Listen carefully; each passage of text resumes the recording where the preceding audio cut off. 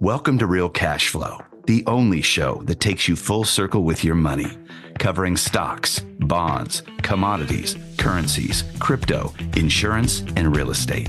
I'm your host, Andrew Michael Arroyo. Let's get started. Today, we are going to be discussing bonds. Now, bonds have a profound impact on the stock market, but unless you've been educated on what to do and how to do it, most likely bonds is just part of your portfolio in the sense that possibly your financial advisor has incorporated them in some form of an asset allocation. But if you know what to do when the bond market is speaking, it is a vehicle that you can trade, you can invest in, and you can profit from significantly. And that's what we're going to be talking about today. Now, for those of you who don't feel like you have a great education on the bond market at large, I'm going to preface the conversation with just giving you some historical context of the bond market and also the key indicators to pay attention to when you're studying either technical analysis or the fundamental analysis of what makes bonds move. First and foremost, understand that the bond market affects every single asset within the country and worldwide because every single country has its own bond market. So even the government needs to issue bonds in order to pay for things that we need as citizens. When you hear about the Federal Reserve moving interest rates and selling or buying bonds, issuing bonds, they're essentially issuing debt to raise capital so that they can deploy that capital. And when the federal government, like Capitol Hill or Congress, approves bills and they're backed by bonds, they're issuing those bonds to raise capital in order to spend it on what has been approved. So that's the underlying foundational layer. On top of that, you have corporations. And being a public company, I oversee a public company. I understand the importance for my organization of being able to issue a bond. If the company needs to grow or the company wants to further its purposes and doesn't have operating capital to do so, it can issue a bond, raise capital, and go deploy that money. So those corporate bonds are sold to investors, typically at a higher yield than government bonds because they carry more risk. Now, layer on yet more complexity, and that is municipal bonds and other types of bonds that are issued. Treasury inflated protected securities that the government also issues. So there's a big universe out there. And our goal today is to simplify that universe and teach you some actionable items that you can take in your portfolio to boost your returns. But if you simply just mix it all up with your stocks, your equities, most likely you are going to receive the performance of the average of the bond market. And historically, that typically is less than the equity market, typically 6 to 7 to 8%, whereas equities over time have yielded on average 10%. So we're going to start today with the Fed overnight rate, and then we'll move to the 10-year and the 30-year, which are the most important indicators I want you to follow. I'm joined in the studio with Jason Rio. Jason, welcome to the show. Morning, Andrew. Let's dive right into the 10-year because the 10-year is what professionals look at. The 10-year is where professionals move their money when the stock market is in recession or there's fear. And the 10-year provides the greatest opportunity, in my professional opinion, to trade or invest into. Discuss with me your understanding of how to play the 10-year and what would be some ETFs or some actionable items the listeners could take if they wanted to invest and trade in the bond market. Yeah, so usually the 10-year, that's run sometimes the 10-year runs inverse to the stock market, sometimes it doesn't. Usually the higher rates, the market does not like higher rates. So if the market's in trouble or, things aren't, if things are chopping sideways or there isn't a distinct move, then the 10-year might move higher. as interest rates go higher. So there is a way to play the 10-year if you want to balance a portfolio, or if you think that the market's going down and the rates are going up, then the IEF is a ticker symbol. That's an ETF. That is the 7 to 10 year bond issuance. So this will move. This moves actually inverse to the rate, right? So if you think the rates are going to go down, then you would want to buy this. The 10-year rates are going to go down. You want to buy this for appreciation. If you think the rates are going to go up, as you can see from this chart, this is trending lower. You have a lower low and lower highs. So this in this between the last year and a half, this bond price has trended down as interest rates have gone up. So at this point, the market's been outperforming the 10-year bond because it's been going up and these have been going down, but interest rates have been going up. Um, and you can actually even tell the inverse relationship in 18 through 20 as this 10-year went up, rates were dropping big time at that point in time. Uh, and that would have an effect on the market. Sometimes they run together too. It depends on what your goal is with the portfolio. But it is a good way to hedge and or complement what you're doing. So one of my favorite ETFs to also take a look at is the TLT. And between the IEF and the TLT, you pretty much cover the bond spectrum. Now, if you're going to be advanced and trade bond futures, well, you have more choices. There's a 2-year, a 5-year, a 10-year, and a 30-year. And in future episodes, we'll dive into those. But for this episode, we wanted to start off and give people just 2 ticker symbols. So if you're following along, you can pull this up on your screen, IEF for the 7 to 10 year, and you can pull up TLT for the 20 to 30 year bonds. Now, they do move somewhat in tandem. So I want to preface that. You can pick your flavor. I prefer the TLT. And I know Jason probably shares that sentiment. We'll look at the IEF. We'll look at some of the other indicators. But ultimately, what are we going to trade?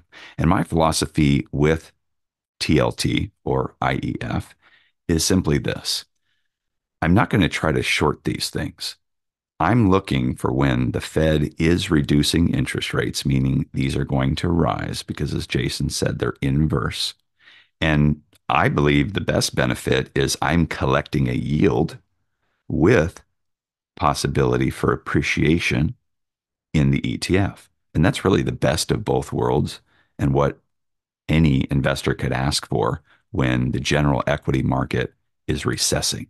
So if the equity market goes down 10, 20% in a pullback, not a full-blown bear market, and you're able to strategically move into bonds, and those bonds move up 10%, plus you're collecting a 3, 4, 5% yield, depending on the market cycle, you're in a great position. While everybody else has pulled back 10, 20% in equities, you've appreciated 10%, plus you've been collecting that dividend. So, Jason, that's my strategy. That's where I found the most results in my trading. Again, I say trading, but I really should preface that with more like momentum investing, where it's a 2 to 3 month play, not a 2 to 3 day play. But what's your strategy? How do you play the IEF or the TLT? Right. Yeah, more of a swing trade, I guess, in regards to how long you're holding the position, because these don't move that fast.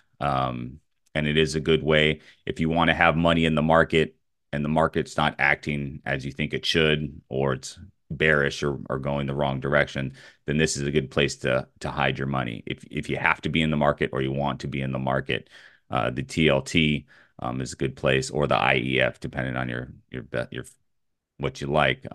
It's a good place to park money while the market's not doing what you think it is. And like Andrew said, you get some yield off of it. So it's a good way to hide out as far as that's concerned. So yeah, I'll tend to short the market if it's not doing what I wanted to do versus put money in here on a shorter time frame.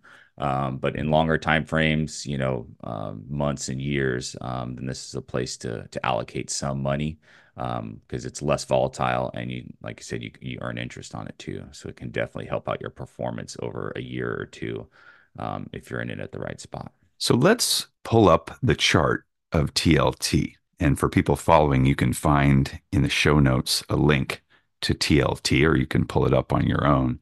And if you look at a historic chart, this is what I find so fascinating and why I wanted to bring it up at this season is that TLT was on a major trend line for almost 20 years. It was steady Eddie. It kept going up, up, up and away. Now, did it underperform the S&P? Absolutely. It would have been much better if you had simply just been in the S&P, especially between, say, 2010 and 2020. But for those who do not like the volatility of the markets, or for those who want that diversification, let's take a look at 2005. That TLT was trading around the 50 range, and it peaked out in 2020 above 150. So you still tripled your money, and you avoided that nasty downturn in 2008 and 9 in the stock market. Now, what I find most interesting in a post-pandemic world is that the major long-term trend line, the moving averages, have been broken. And those were broken when the Fed aggressively moved the interest rates in 2022. And ever since then, TLT has been taken apart. So if you're long, you're wrong. And I say that in the sense that you want to take a look at turnarounds and long term trends in bonds, not short term gains in bonds because they move so slow, just like Jason referenced. So if you look at the TLT today, it has really broken down from a peak of 163. Today it's trading at 91 with average volume that used to be around 200 million. The most recent average volume is near 600 million. So you'll see a tremendous amount of volume in 23, late 2023, and 2024. So at some point, this is going to form a base. The feds are going to start reducing the interest rates once again. And if that policy continues, like we saw in those low interest rate environments, that decade 2010 to 2020, then you can catch an incredible tailwind. But we may be a far way away from a scenario like that in a very inflationary environment. So, Jason, what are you seeing? What are your thoughts? And how long do you believe a base would need to be formed before an entry was warranted with some upside potential? Yeah, I would definitely the breakdown, I mean, the downtrend began, let's say, in 20 and 21. So we've been going down since then. It has moved quite a bit to where, um, we're going down 1, 2, 3, 4, 5 years at least. And just based on, experience and history and chart reading and all, you're going to need at least 3 years of sideways action, in my opinion, before you'll get any type of playable bounce. And this is obviously guessing on what's going on, but just based on experience and looking at this chart here, you do have a lot of support based on previous trading history in the 75 to 90 area. And that's kind of where we are now. So I can see it chopping around for a year or two, especially since this Fed cycle where, they say they're going to lower rates, or rates have peaked, but that's not a guarantee. So if they're not lowering rates until next year, there's at least one more year of sideways or down, for this TLT ETF, since it's inverse of the rates that they're talking about. Or it usually follows what the Fed does, or the Fed follows this, depending on what you believe. So in no hurry to get a position if you're looking for price appreciation in the TLT, you have plenty of time. If you want to park money and earn the rate that it gives, that's something different. This is kind of in no man's land, between a high of 163 and then lows of 50s and 60s from ten years ago. Not the best technical looking chart at the moment. I would agree. And as you recall, we had some of these conversations a decade ago when TLT was in its glory, trading, around 100, and to see it pop all the way to 160 at its peak was a nice ride during that season. But today, when I look at this chart and really study the fundamentals, again, it's a combination. We have amazing technical indicators that we can see in charts, but we also always need to remember what are the fundamentals that move this market. And the fundamentals are what demand is out there for bonds. So most recently, the Federal Reserve, who is selling off bonds, right? They own a tremendous amount of bonds. One of the ways that they bring down the interest rates, the long-term interest rates, or 10-year or 30-year, is they are a buyer of bonds. And they've done that with quantitative easing. Right now, they're selling bonds. So as they sell bonds, rates stay higher. But if they begin to do significant quantitative easing and buying more and more bonds, well, one of the reasons I was so bullish in 2010 to 20 on this ticker symbol is because I was simply betting with the Fed. So whatever they were doing, I was the piggyback on the Federal Reserve. They've got the billions. And if they're buying, I'll catch that tailwind. Now, today they're selling. And until that stops, I would caution anybody from going too big, because if they decide they want to dump even more to either create a recession, get the economy and the inflation back in control, you're going to feel a lot of pain here. Now, for those of you who are technical traders and studying some of the legends like Gann, W.D. Gann, if you haven't read his books, you could. Certainly a very technical trader. There was a Gann rule that essentially said once something has broken down 66%, the reconstruction that is necessary, to Jason's point, is going to take years. So when I look at a chart like this, from peak to trough, 163 to 80.55, that's already 50%. So this is very, and the volume's increasing. Like it trade over 1 billion shares on a monthly basis, multiple months in late 23 and early 24, versus its previous peak of only 500 million shares. You have to go back to 2011. So there is some big capital that is here that is getting rid of this ticker symbol. And until that settles down, if we saw even more extreme volume, you could break those Gann rules that I was just referencing, which is going to take years to construct. But that's where you build your best positions. So right now it's a stay tuned. You've got, again, IEF or TLT to play it if you're in the equity markets. But I do want for our advanced listeners to at least touch on the futures market, because if you're advanced enough and you're already trading futures, you've made more money in the last 12 months if you were long the futures market, because again, it's a little bit different than these ETFs, not necessarily inverse. And you can leverage a significant amount of money when you trade bonds. So, Jason, what are your thoughts as we wrap up on the IEF or TLT? Anything else you want to add before we switch into the futures? Another thing to keep in mind, the IEF, which is would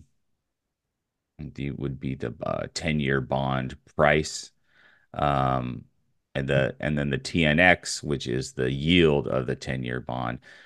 Recently, the market's been when rates are going up, the market hasn't been doing well. So that's why every time um, I keep an eye on the TNX, the 10-year yield. So if that price continues to fall, it's going to be if the yield continues to fall, it's going to be a benefit for the market in general. But if you see that yield start to rise, or you see the IEF start to fall, then it usually runs inverse to that equity market. So just keep that in mind. Just another secondary indicator after price of the actual market to watch. So I think there's more opportunity in the equity market versus the bond market. But you always want to keep an eye on the bond market since it's the biggest one in the room. That's great. That's one of the biggest challenges when I'm explaining bonds to people that haven't traded the market, is that inverse relationship. It's a little bit hard to understand that bond prices go up when yield prices go down. And think of it, as a pencil. You're looking at a pencil. And if you hold that pencil in the middle, you can hold it stable. But if you start to lean one way, what happens? One side drops, the other side rises. And conversely, if you do it the other way, the sharp end drops and the eraser end rises. I try to give people that visual because it's complex. Now, this is the most advanced. I mean, there's certainly things out there that you can package up bonds and sell them off, and Wall Street does a higher level of advanced trading with bond packages. But for people that are investing their own portfolio, the futures market, some of these ETFs, pretty much as advanced as you're going to get. The alternative is to do things with a bond ladder, buying corporate bonds, buying municipal bonds, buying government bonds, where you're going to hold them to maturity. Now, that's a whole nother conversation. We'll do that in future episodes. This is specific to investing in bonds with the goal for appreciation while also collecting that dividend and that yield. So you're actually outperforming what the bond itself could produce. Now, to give you some examples for people that bought the normal corporate bonds, muni bonds, or government bonds post pandemic, and they were only receiving 2% yield or, 3% yield back then. Unfortunately, those bonds have depreciated nearly 50%, which almost mitigates the whole purpose of buying a bond. Now, if you're holding it to maturity, it's just depreciation on paper. So as long as you hold, let's say you bought a 10-year bond at 2 or 3%, you got to wait 10 years to get that 2 or 3% in its full maturity. But for those who did not buy bonds in 2021 or 22 or 23 as the market was rising, you potentially have an opportunity now to lock in a rate of 5% on these short-term bonds. So that's exceptional. Now, could rates go higher? Sure, they could go to 6, they could go to 7, 8, or even higher. And the higher they go, the more capital you will see want to lock in those bonds, those traditional bonds for 10 years, 20 years, or 30 years. And one thing to pay attention to is each bond has what's called a callable feature or a non-callable feature, meaning if it's callable, a corporation or a government entity can actually buy you out of that bond. So let's say you bought a 10-year bond that was callable and interest rates fluctuate to the bond issuer's favor, not to your favor as the bond holder. They can just pay you off and say, hey, we're done paying you that great 5% interest rate. Rates went down. And if you'd like to buy more bonds, we'll only give you 3 now. So my personal investment thesis is to look for non-callable bonds if I'm going to be buying corporate bonds, government bonds, just any other traditional bonds. Again, that's not the subject of conversation today, but the reason I'm weaving that in is for those of you that say, I like the security of bonds. I'm not necessarily going to be trading these bonds. What would I do? Well, that's what you would do. And if the rates get really high, 8, 9, 10%, we never know what's going to happen. I know I personally will be locking in some 30-year bonds at those high rates that are non-callable. Because when you start to compound at 8 or 10% over a 30-year period, you have an incredible multiple. And what will happen if that scenario comes to reality is the stock market will take a hit. And why is that? Because it's now a direct competitor for those average high historic yields of what the stock market can produce, which is typically around 10%. So let's go into the futures. Let's take a look at the 10-year and let's take a look at the 30-year. Again, for those of you more advanced and who know how to buy, sell, short, go long, these futures, you have had an incredible run in these last few years. And so let's start with the 10-year because the 10-year peaked at 140. As you can see the correlation with IEF or TLT. But if I was a futures trader and I was wise enough to pick that top, I've watched a 40% decline because the futures about 2 months ago, 3 months ago, were at 105, 107. That's incredible. That's a massive move in the bond market. And the way to play that is you're going to be short those bonds and the futures, and you're going to follow that trend all the way down. Now, in the last few months, it's become very choppy. It looks like it could potentially build a base, as we were discussing. But Jason, when you look at a chart like this, because this futures chart, and I'm looking at the Chicago Board of Trade 10-year U.S. Treasury note chart, is probably the most followed futures chart in the world. And big decisions are made based on this chart. What do you see when you look in? Yeah, see a round trip since 2006, basically, right? Yeah, like you mentioned, the recent downtrend is pretty extreme, especially for the amount of money that's traded in here. And like you said, a lot of people follow this chart and these fund flows, since a lot of loans and everything are based off of this. But technically, we've come down a long way. You would assume that there'd be a bounce coming sometime soon. It doesn't always happen, but I'll echo your chopping. It looks like it's chopping around. For trading, it looks like a mess unless you're doing really short-term trades. Technically, it's still in a downtrend. But there's no clear signs for me from this viewpoint. If as we're zoomed out on a monthly chart, looking at we see year time frames. I'd want to see at least a higher high and a higher low if I was looking for appreciation out of this 10-year Treasury note. Otherwise, it'd have to be real short term trading. And most speculators in the 10-year are trading short term. It's not something I personally advise people to do unless you've been gifted. You're that genius in the room that's proven out over many years. You're capable and profitable. It's littered with losers at the end of the day. And I say that graciously. Trying to trade those markets is very, very challenging on a consistent basis. At the same token, the opportunity, and my preference again is the 30-year. The 30-year tends to move in a much less volatile fashion. If you want to take a look, and you can do this research on your own, the 30-year trades, on the board of trade as well. And the 30-year, if you look at today's price, you have to go all the way back to 2006 to find a similar price.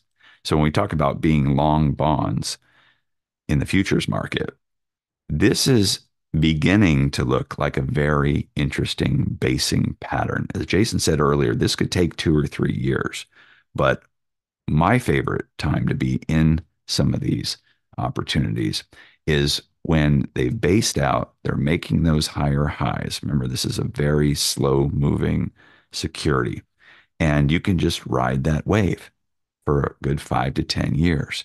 So we're not there today, but to put it into context, I recently picked up some Meta stock about a year and a half ago, 2 years ago, when they had a quarter in which the analysts blasted them. The stock lost 25%. Meta traded as low as 90.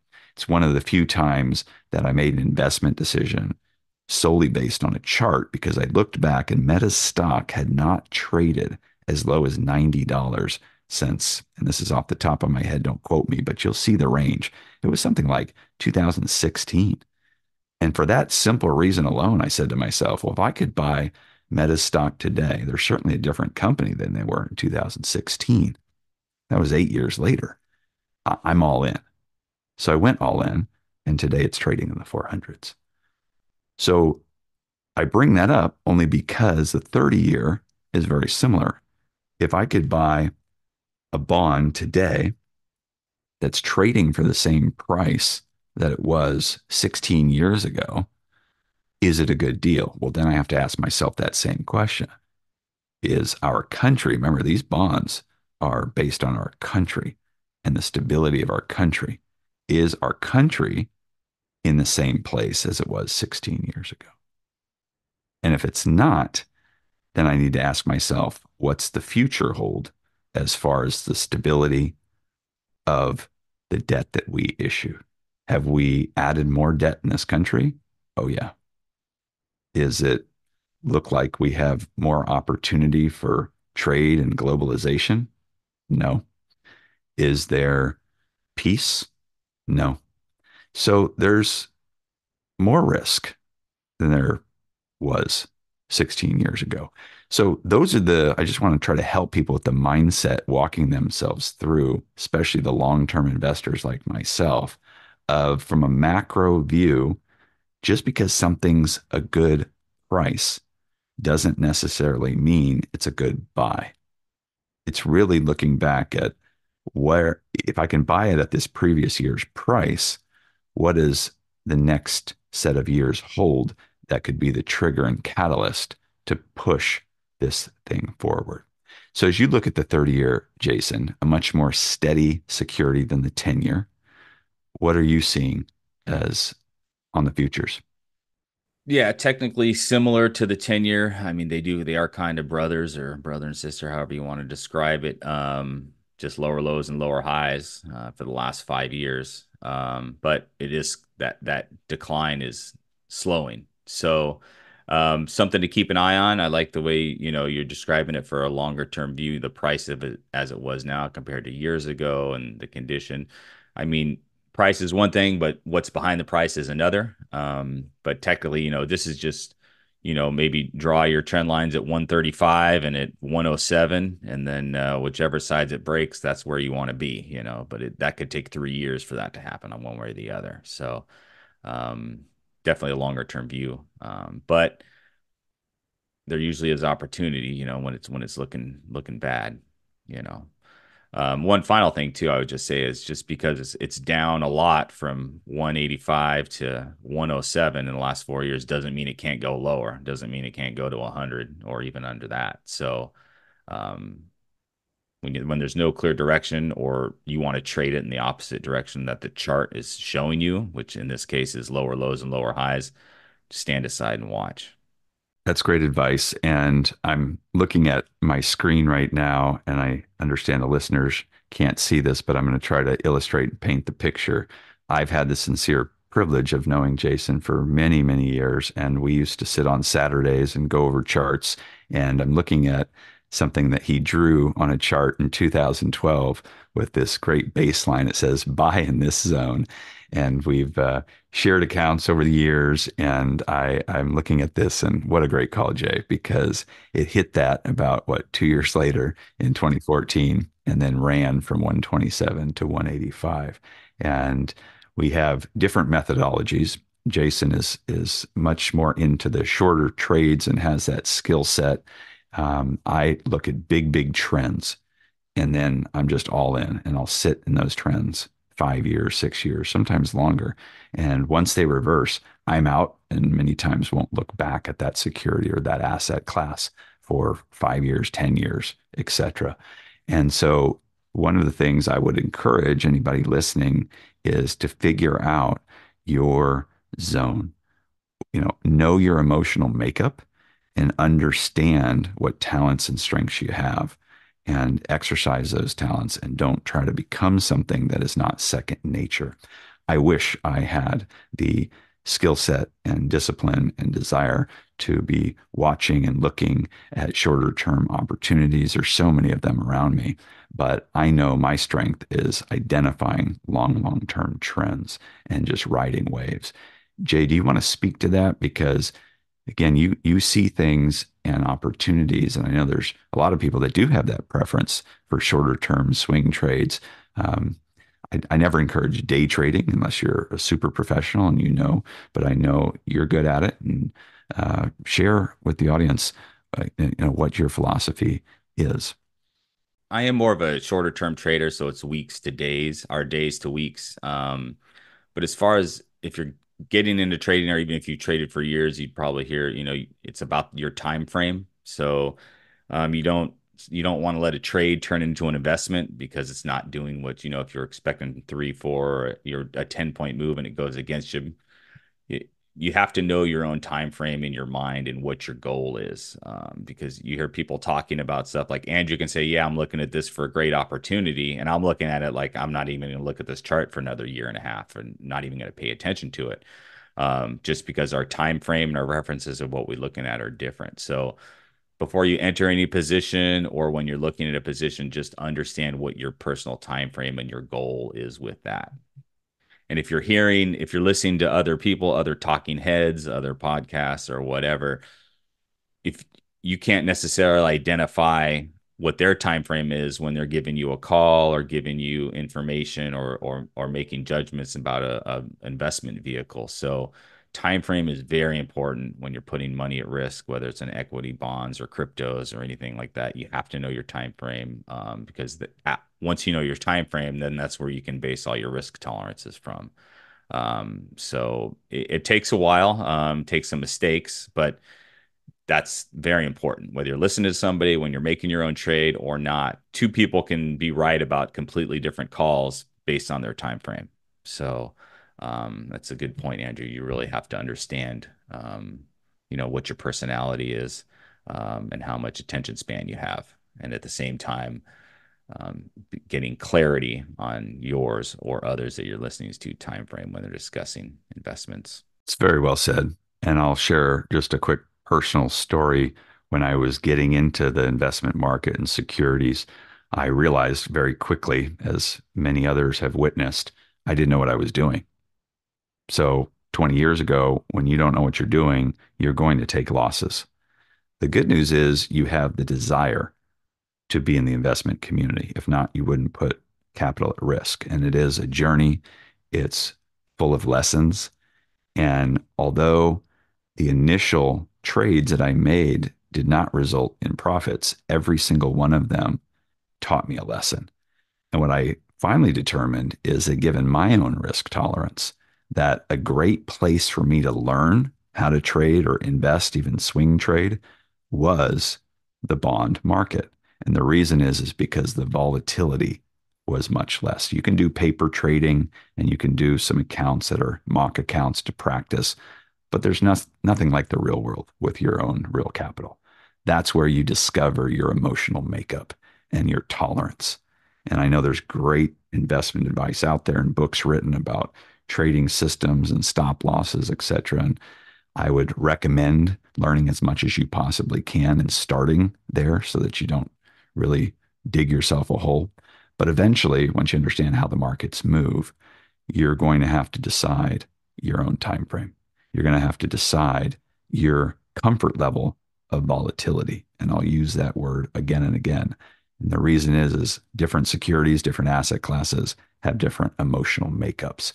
You want to match your personal emotional makeup with the securities or the asset classes emotional makeup. And you can do research. It's easy. Pull up the security, pull up the asset class, look at the historical volatility on a daily basis or a weekly basis. And if you don't have a steel stomach, bonds are a great place for you to learn how to trade and to invest. If you're a high flyer and nothing bothers you, sure, you can go after the aggressive commodities, crypto, some of the high flying stocks. But in my professional opinion, I sleep very well at night. And the reason I do is because I've matched my investments, my securities to my risk tolerance. So I hope that blesses you, and we will pick up the bond market further in future episodes. We will get into corporate bonds. We will get into government securities, structuring a bond ladder. And we hope that you will take what you've learned here, apply it, and see transformation in your portfolio.